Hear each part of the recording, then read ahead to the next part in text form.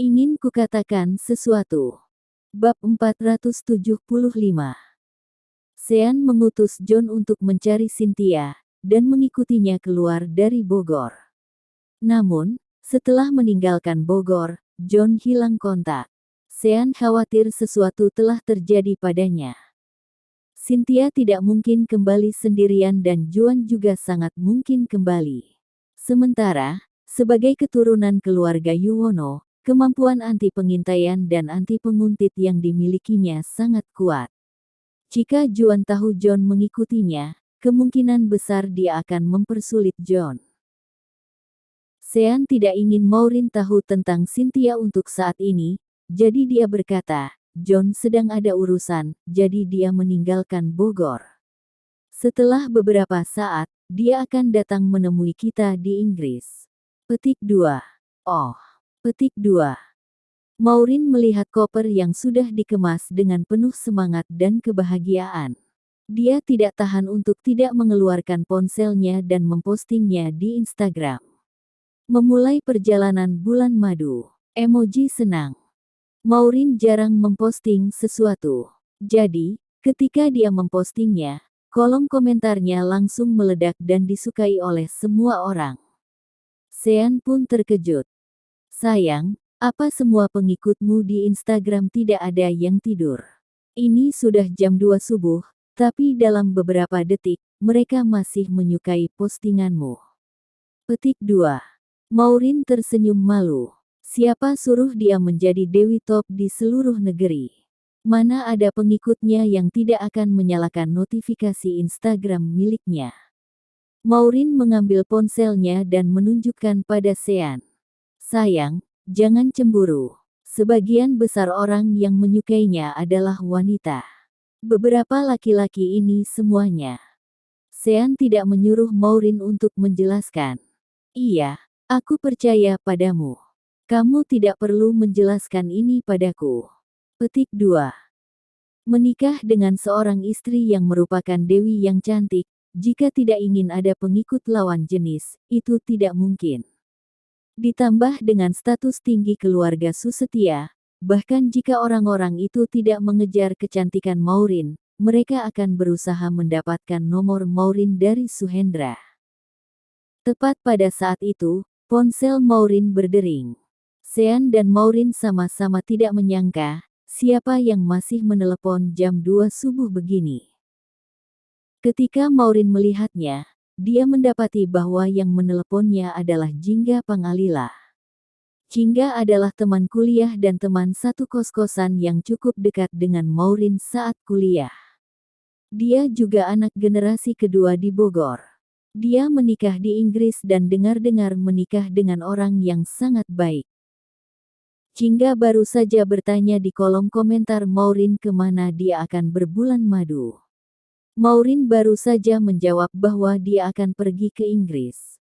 Tidak disangka, Jingga langsung meneleponnya. Halo, Maureen menjawab telepon. Kamu mau bulan madu ke Inggris? Jingga bertanya dengan penuh semangat. Iya, kamu juga sedang di London, kan? Mungkin kita bisa meluangkan waktu untuk bertemu. Petik 2. Maureen tahu Jingga menikah di Inggris dan tinggal di London. Mereka sudah tidak bertemu selama 1 atau 2 tahun, jadi kebetulan saat ini mereka bisa berkumpul. OMG, ya Tuhan. Luangkan waktu untuk bertemu. Nona besar, kamu tidak salah. Kamu datang ke Inggris, datang ke wilayahku, jadi tentu saja aku harus menyenangkanmu dari awal sampai akhir. Kata Jingga. Maureen tersenyum dan membalas, tidak perlu begitu.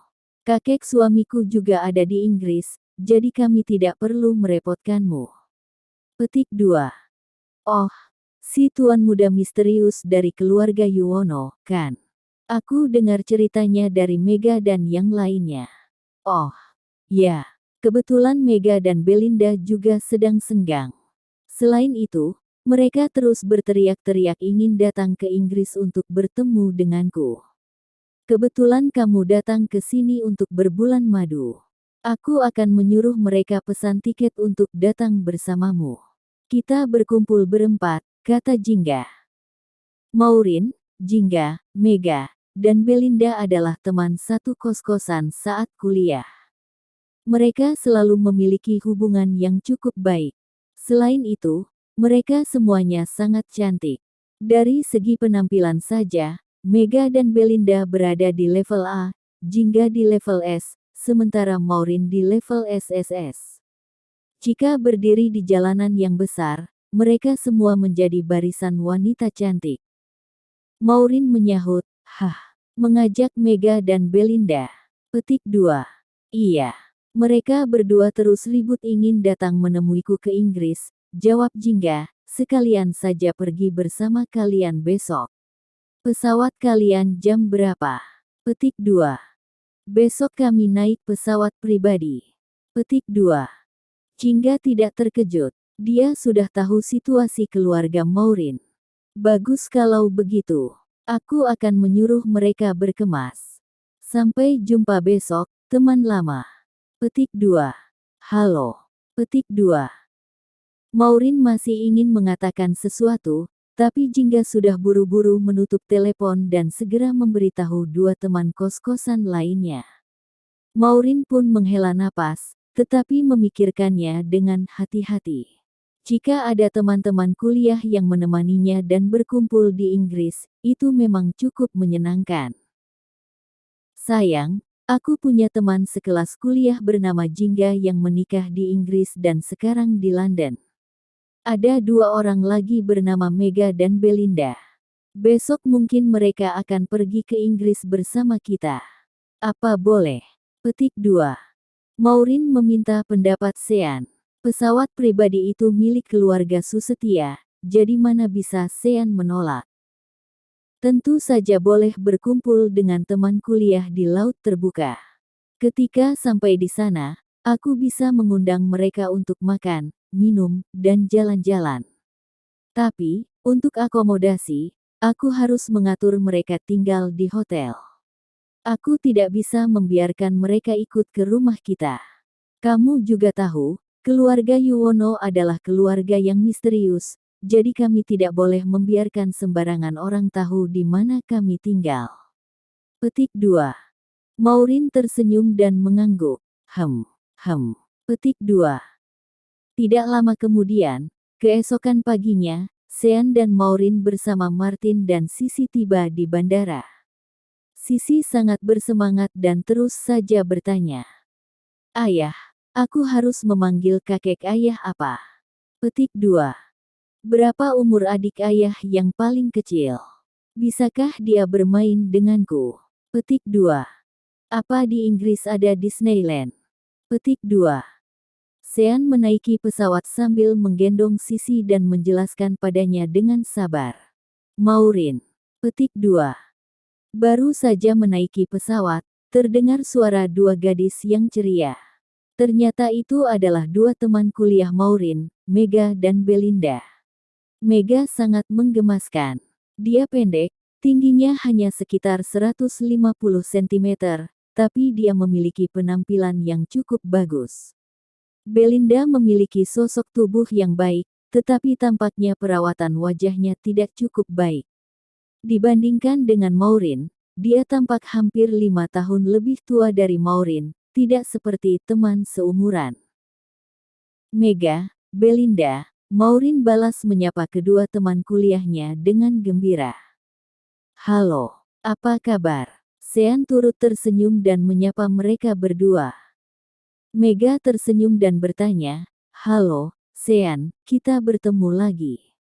Kali ini kamu pergi ke Inggris untuk berbulan madu, tapi kami berdua ikut kalian jadi obat nyamuk. Kamu tidak akan menyalahkan kami, kan? Petik 2. Tanpa menunggu Sean menjawab, Sisi buru-buru menyahut, tidak masalah. Aku juga obat nyamuk. Petik 2. Hahaha. Jawaban lucu Sisi membuat semua orang tertawa. Sean mencubit wajah kecil Sisi dan berkata, obat nyamuk kecil, nanti saat sudah tiba di Inggris, ayah akan menyerahkanmu pada kakek buyutmu agar tidak mengganggu ayah dan ibumu. Petik 2. Sean, jangan khawatir. Kami juga tidak akan menjadi obat nyamuk terlalu lama, kata Belinda. Jingga bilang dia akan menjemput dan membawa kami ke bar untuk minum-minum dan bersantai. Kami hanya akan berkumpul di sana satu kali, lalu kamu bisa membawa Maureen untuk pergi berduaan. Petik 2.